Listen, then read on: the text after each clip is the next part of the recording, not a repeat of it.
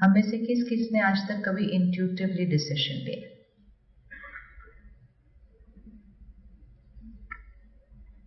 Intuitive मतलब कोई logic नहीं है,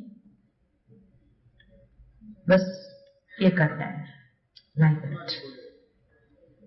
लेकिन वो जो आंसर होता है अंदर से कि ये करना है, वो इतना स्ट्रांग होता है कि उसके बाद लॉजिक की जरूरत नहीं लगती है।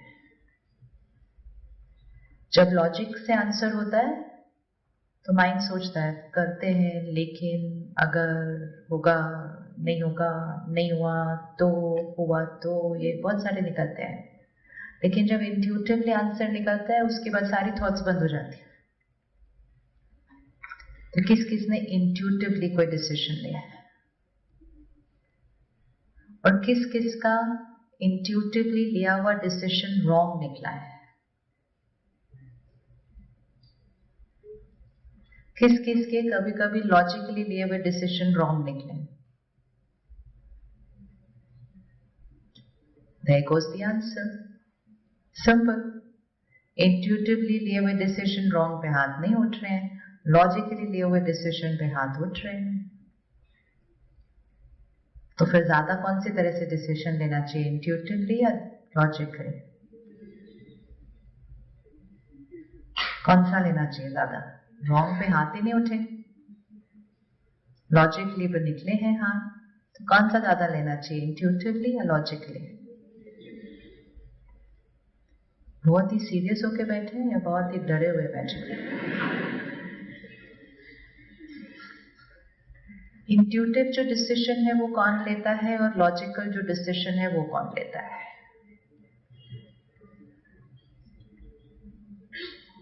एंड मोस्ट इंपॉर्टेंट है कि डिसीजन ही कौन लेता है? Who is that energy which is taking the decision? Every decision, every scene of life is a decision. Decision कोई ऐसे सिर्फ बड़े बड़े नहीं होते हैं, ये करना है कि नहीं करना है, ये बनना है कि नहीं बनना है, ऐसे नहीं। वो तो बड़े बड़े तो कभी कभी होते हैं डिसीजन, लेकिन छोटे छोटे डिसीजन तो हम जीवन के हर सीन में ले रहे हैं। अभी देखो माइक नहीं चला तो डिसीजन लेना ना, करना नहीं करना, everything is a decision actually. मैंने उसको बोल दिया मैं हाथ में पकड़ती हूँ, फिर उसने अपना डिसीजन ले लिया, नहीं मैंने डंडा चेंज कर दिया। तो हम सारा दिन कर रहे हैं, हम डिसीजन ही तो ले रहे हैं सिर्फ। अब मैंने डिसीजन ले लिया था कि आई कैन मैनेज, उसने ओवरराइड कर दिया डिसीजन को। Every step is a decision, every step is a decision, every scene is a decision. तो ये डिसीजन लेने वाली शक्ति कौन है? और वो शक्ति अगर पावरफुल होगी तो डिसीजन राइट निकलेंगे, और अगर वो शक्ति कमजोर हो जाएगी तो डिसीजन राइट नहीं निकलेंगे। और हर डिसीजन जो हम लेते हैं वो हमारा कर्म बनता है, और हमारा कर्म हमारा भाग्य बनता है।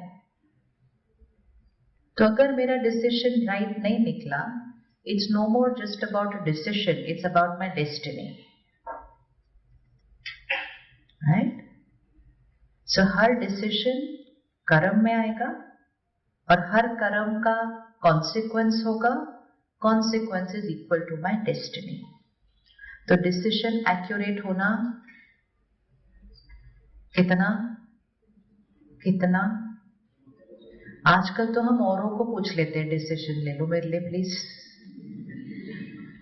पूछते हैं ना आपको क्या लगता है मुझे क्या करना चाहिए, सामने वाला कहते हैं भाई आपकी जीवन है, आप डिसाइड करो कि आपको, नहीं नहीं आप बता दो, मेरे से नहीं लिया जा रहा।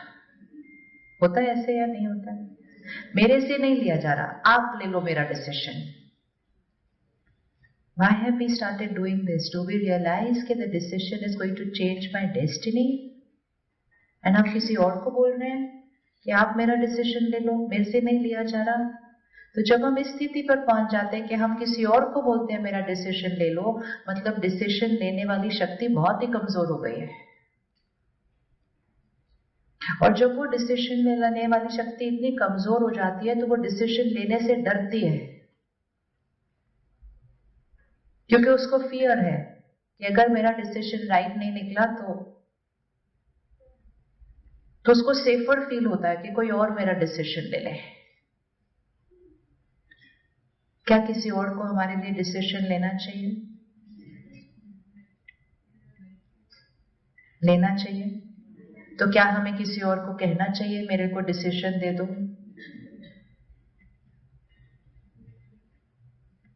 इजी नहीं है, मुझे डिसीजन नहीं लेना पड़े, कोई और लेता जाए मेरे लिए डिसीजन, तो इजी नहीं है।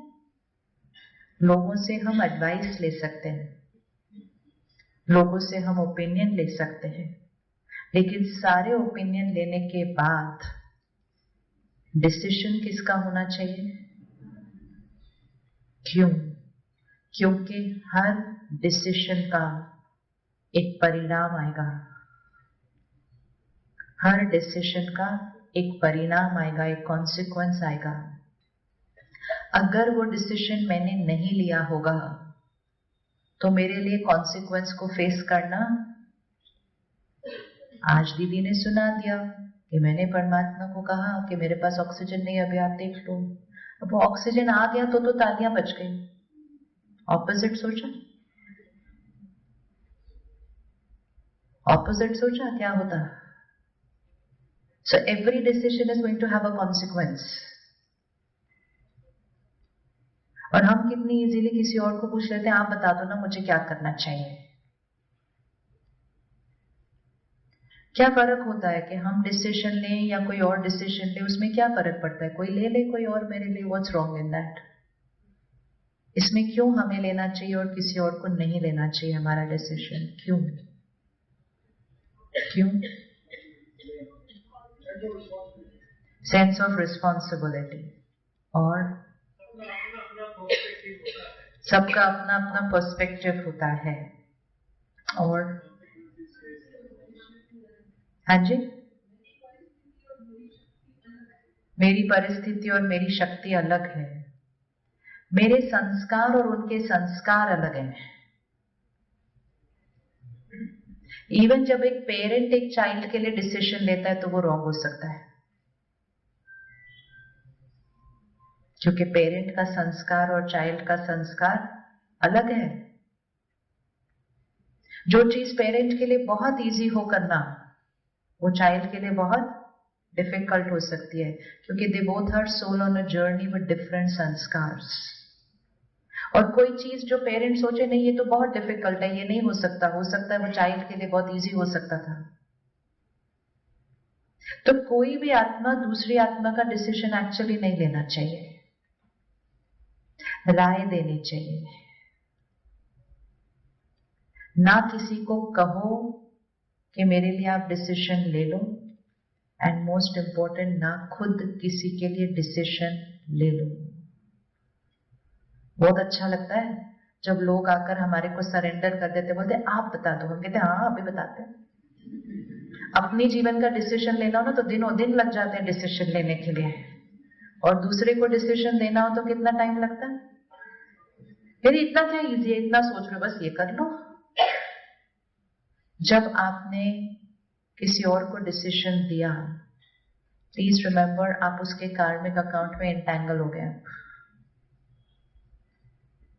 आप उसके कार्मिक अकाउंट के साथ अब एंटेंगल हो गए हैं, क्योंकि जो डिसीजन आपने उसको दिया उसने लेकर उससे कर्म करना है, उस कर्म का परिणाम आना है। अगर 1% चांस वो परिणाम राइट नहीं आया तो उस आत्मा ने लाइफ लॉन्ग आपको ब्लेम करना है कि आपने ये डिसीजन लिया था इसलिए मेरे साथ ऐसा हुआ है। और वो सारी ब्लेम की एनर्जी एक इन्वेस्टमेंट है जो हमेशा रिटर्न के रूप में आपके पास आती रहेगी,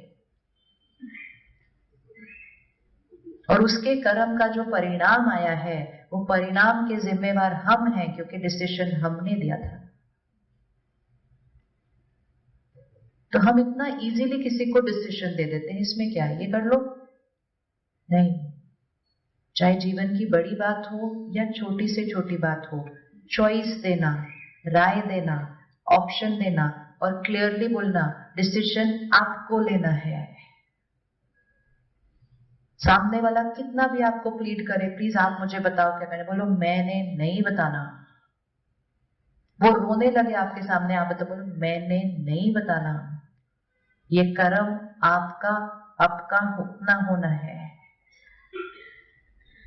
एक, सामने वाली आत्मा डिसीजन लेने की शक्ति नहीं रख रही है, लेकिन जो आत्मा डिसीजन लेने की शक्ति नहीं रखती वो डिसीजन का परिणाम फेस करने की भी शक्ति नहीं रखती। और जो आत्मा परिणाम फेस करने की शक्ति नहीं रखती, वो 100% आपको ब्लेम करेगी जब कॉन्सिक्वेंस अच्छा नहीं आए, क्योंकि उसके पास शक्ति नहीं है उसको फेस करने के लिए। एंड वो बोले ना बोले, लेकिन मन में तो हमेशा बोलते रहेंगे, उनकी वजह से, उनकी वजह से, उनकी वजह से, उनकी वजह से। एंड हमें पता ही नहीं है, हमारी इंटेंशन अच्छी थी, हम किसी को हेल्प कर रहे थे, लेकिन हम ऐसा कर्म कर बैठे हैं जिसके लिए एक जन्म नहीं, कई जन्म तक हमारे फोन से नेगेटिव एनर्जी मिलती जाएगी।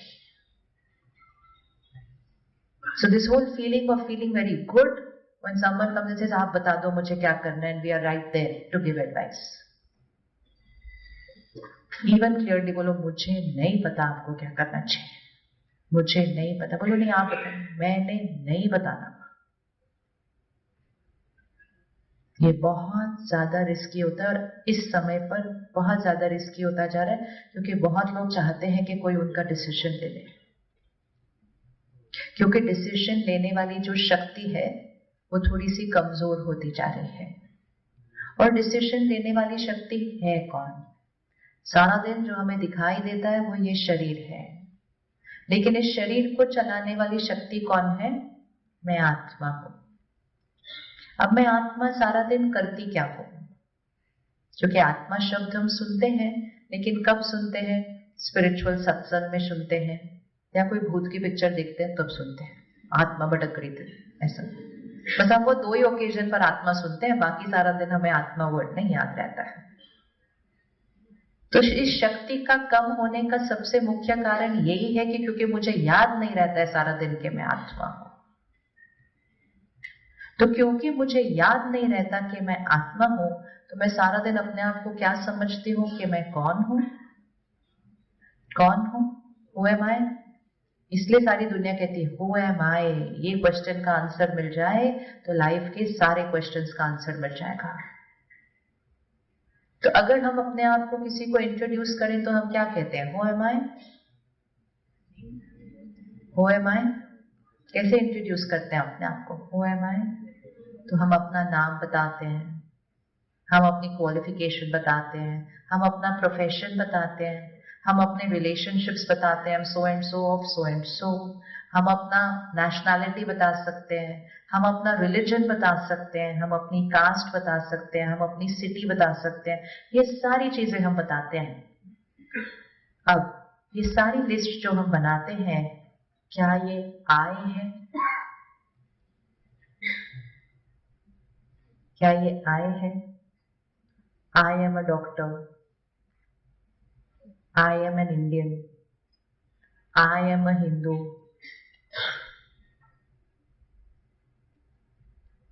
I am a woman. I am a man. सारे में I लगाते रहते हैं हम, और इन सब में I लगाते लगाते जो आए हैं उसको भूल गए। I am so and so's daughter, so and so's wife. I am a Mumbaikar. I हर चीज में I लगा दिया। इनमें से कोई भी I नहीं था, ये सारे मैं थे। Doctor is my profession. India is the country where I live in. Hindu is a religion that I practice. This is my relationship. ये सारे माए हैं, लेकिन सबको माए बोलने की जगह हमने इन सबको I बोल दिया। अब सुनने में लगता है इसमें क्या फर्क पड़ता है, अभी I है या माए है, उससे क्या फर्क पड़ता है? उससे ही जीवन बदल जाता है। Even when we wake up in the morning and say, let me look at myself in the mirror, तो हम अपने आप को शीशे में देखते हैं, तो किसको देखते हैं? किसको देख रहे हैं शीशे में? शीशे में किसको देख रहे हैं? शीशे में देखते हैं इसको और बोलते हैं I am not looking good today, और I have become very fat, और आई हैव लॉस्ट वेट, और I have this, everything is I. क्या ये आए है या क्या ये माए है? शरीर आए है या माए है? शरीर आए है या माए है? श्योर है? फिर भाषा बदलनी पड़ेगी आज से। लेकिन don't get up to say I'm not looking good or I am looking good, or asking people how am I looking. You can say how is my body looking. You cannot say how I am looking because this is not I. सारा दिन इस शरीर के लिए कहते हैं मेरा शरीर, मेरा हाथ, मेरा पैर, मेरा सर दर्द हो रहा है, और फिर भी कहते हैं हाउ एम आई लुकिंग. तो वो आई एंड माई को टोटली क्या कर दिया हमने, मिक्स कर दिया. तो ये सब कुछ माय है, और इस सब चीजों को यूज करने वाली, ये रिश्तों को निभाने वाली, ये रोल्स को प्ले करने वाली वो चैतन्य शक्ति आई है. एंड वो आई जो शक्ति है वो कहती है दिस इज माइन, ये मेरा शरीर है, ये मेरा देश है, ये मेरा प्रोफेशन है, ये मेरे रिश्ते हैं, ये सब कुछ माइन है, लेकिन आई एम दिस. अब इससे फर्क क्या पड़ता है? इससे फर्क ये पड़ता है कि सारा दिन में जितनी चीजें माए हैं उसको अगर हम आई बोलते हैं तो हमारा ईगो बढ़ता है, और जितना ईगो बढ़ता जाएगा आई की शक्ति घटती जाएगी. जितना आई की शक्ति घटती जाएगी डिसीजन मेकिंग. ईगो का एक सिंपल डेफिनेशन है, इसको लिख के रख लेना है. Ego is attachment to a wrong image of myself. Attachment to a wrong image of myself. शरीर को आई समझा, रोल्स पोजिशन रिश्तों को आई समझा, फिर उससे अटैच हो गए, and that is ego consciousness. मैं आत्मा हूं ये याद रहा, तो that is soul consciousness.